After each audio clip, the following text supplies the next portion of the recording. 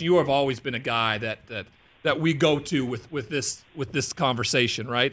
You signed him back in the day. You've been kind of been on the ground floor watching this all play out. A year ago, you felt like there's no way if he decides to come back, he's going anywhere else. This year, you've been a little more hesitant. You thought maybe something may happen. Where do you think we stand right now, and do you think we'll hear something soon enough?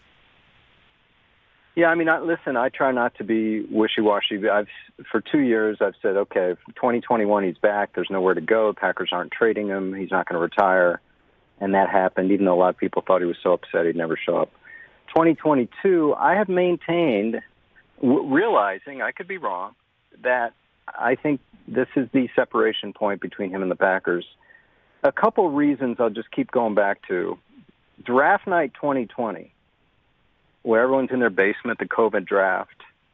I just remember seared images in my mind of Brian Gutekunst and Matt LaFleur smiling ear to ear that they had just traded up to get Jordan Love. Now, with Aaron, we sat back and waited, and we didn't want to take a quarterback, but he's staring us in the face, and we fell in our lap. With Jordan Love, they went up and got him. And I just don't think they got him for him to sit 3 years. Maybe, certainly not 1 year. But I thought 2 years. I just have thought 2 years. So here we are now, and of course they didn't expect Aaron to have 2 MVP years, but we keep hearing about, Aaron doesn't know yet. I'm like, if he wanted to come back and everything was copacetic with the Packers, what are we doing here? Like, what are we doing? This idea that they hired his old coach, well, his old coach coached him when he was a young quarterback, which would be good for Jordan Love. Or this idea that he's getting along better with the front office. Well, if he's getting along better with the front office, then let's go. What are we waiting for? So I guess, I'm trying to say this is why I think there'll be a separation. And the separation could be a trade. It could be a retirement. That's secondary. But I just, as it continues to take longer, I'm sort of staying with what I felt all along, that this is a separation point. Well, it's been very, very interesting around what that's going to be, and his appearances on the Pat McAfee show have made it even more interesting in terms of what he's going to do. Let's say they make the decision to coincide with one another and get it done. What kind of contract do you think he's going to want, and one that the Packers are going to be able to give because of the salary cap situation that they're in right now? Well, if he stays, I think again, maybe I'm wrong again a year from now, but if he stays, I say it's a 1 year. What people don't realize is a year ago he negotiated a deal where he's got an out. I thought maybe he was going to try to get an out after this year. He got an out after next year. And I guess my question is, why would he give that up? Why would he give up an ability to be a free agent and pick his team and pick his money a year from now so he could get $50 million guaranteed? I mean, listen, I don't know why he would give that up. I'm looking at it from the player point of view. I think that's more valuable than money. I do.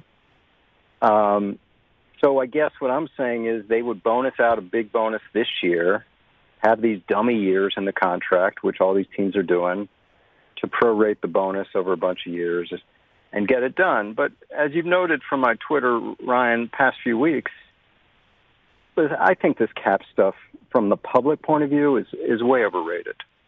People like me in my former position are hired to figure it out, just like coaches coach and GMs manage.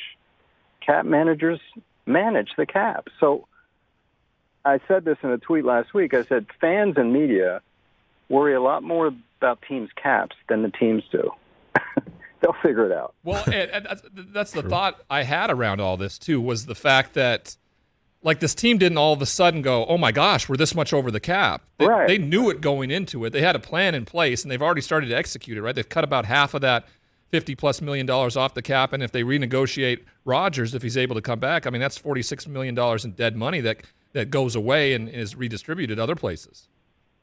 Exactly, and I don't know what, maybe Darius Smith goes, maybe Randall Cobb goes. I mean, there are a lot of things they can do, and you're right, you're so right. These teams have plans, and frankly, I don't believe Brian Gutekunst when he says, yeah, we'll just wait for Aaron and figure it out. No, they've figured it out, and part of me thinks they know what Aaron's going to do.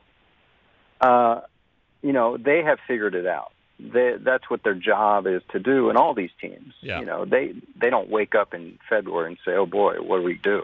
Hey, you watched all the way to the end. Thanks for that. Watch more right here.